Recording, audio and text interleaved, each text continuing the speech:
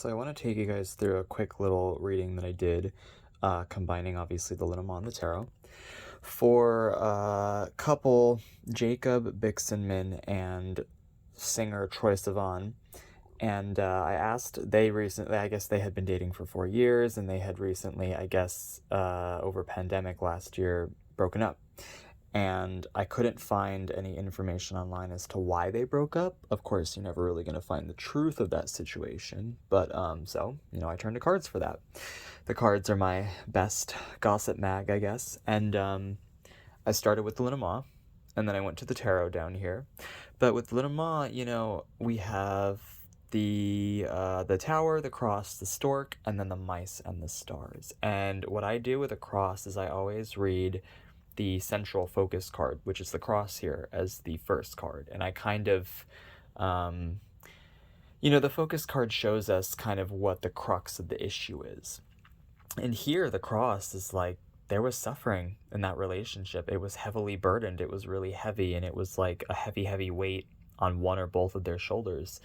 And having the tower next to it too was like, there was a lot of restriction and a lot of like rules, and I also kind of felt like maybe one of or both of them were controlling, and it started to get very constricting, and like, hey, you can't do this, you can't see these people, you can't go out, because the tower is all about rules and things that you are not allowed to do. And then the stork flying off, looking for better, wanting to improve that situation, so one or both of them flew off. And then for me, to have the mice over the cross like this, over the stars, is a heavy, heavy negative. Because the mice, for me, it kind of antagonizes, well, maybe antagonizes isn't the right word, but when you add it with a negative, especially like with the cross, it makes the cross, the burden, the suffering, the pain of the cross, even worse, because the mice becomes eating away.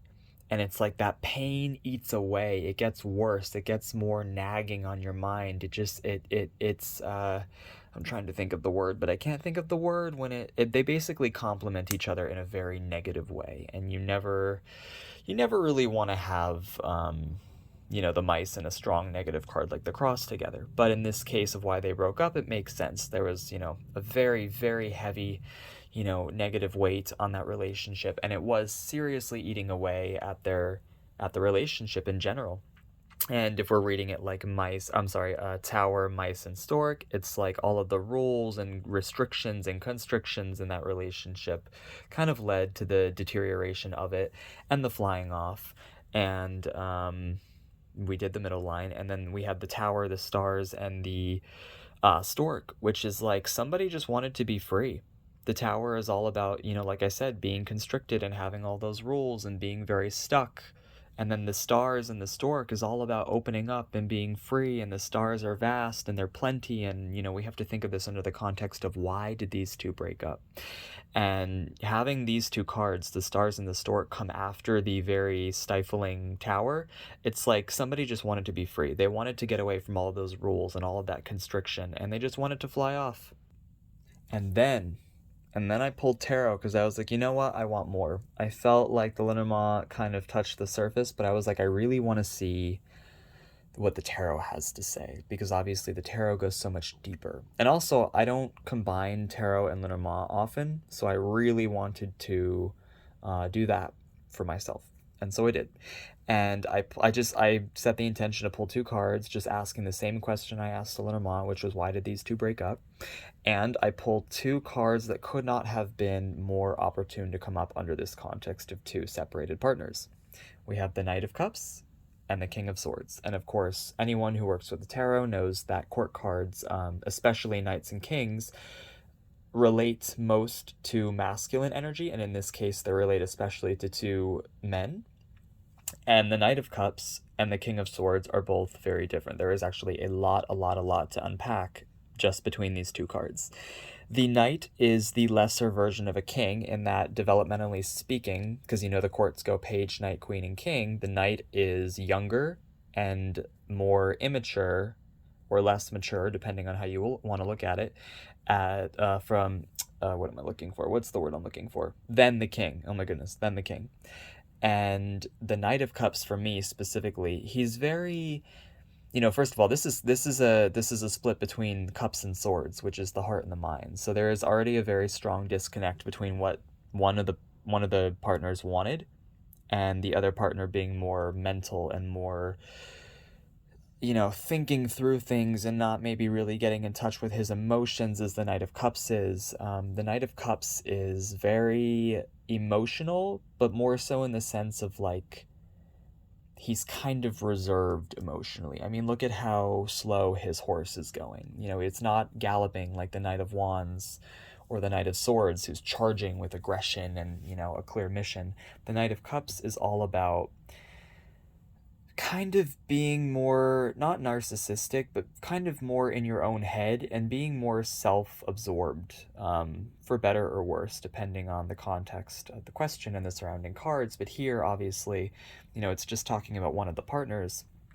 Could even be a water sign partner. I'm not sure of their exact signs, but just as a quality, the Knight of Cups is someone who is a little more kind of stuck in their own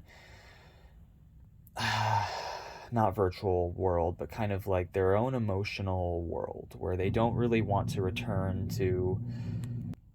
Sorry, my garage was going downstairs. What was I saying? The Knight of Cups is someone who doesn't really want to return to the world of the living, the world of reality. They very much, because Cups is very, very fantastic and full of fantasy and vision and emotion and desire and passion and, all of these fantasy, essentially. And the Knight of Cups is someone who does not want to return from this kind of fantasy world to the world of the living, which is why he moves kind of so slowly and begrudgingly, in my opinion, from the left side, which is the side of your emotional, fantastic realm, to the right side, which is the side of your outer existence, your material reality, as opposed to your inner reality. And then the King of Swords is completely opposite. Again, not only is he more mature and developed than the knights at all, but this Knight of Cups is. The King of Swords is someone who is extremely rational, who does not turn to his emotions to make decisions. He is a man of action. He's a man of decision. He is almost kind of the most appropriate king in his position to oversee a kingdom, because he is the only king who faces us head on, or I should say, like, head on, I guess that's the right way to say it, in this deck. And he is, he's very intense. This is someone who can be kind of cold and austere in a bit more of a negative sense.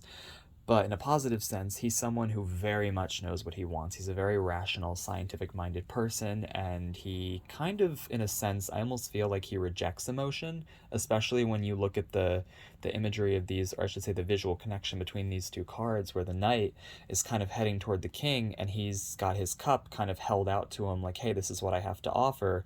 And obviously the cup is a symbol of his kind of emotional quality as a partner and as a person. But the King of Swords looks, head on. He doesn't even pay attention to the Knight of Cups. He's just kind of focused on what is directly in his line of sight. And his sword's drawn up as if he's at any point ready to attack and defend his kingdom. And, this king is very kind of off-put by emotion. He's more rational. He's more of the thinking type of person. He's more like, is this logistic and logical on a mental level, not emotional. So already I'm seeing a very, very clear disconnect between these two characters. One person was very emotional and maybe a little bit more reserved and self-absorbed and kind of had a hard time coming to the reality of their relationship, and maybe kind of coming out of his own shell.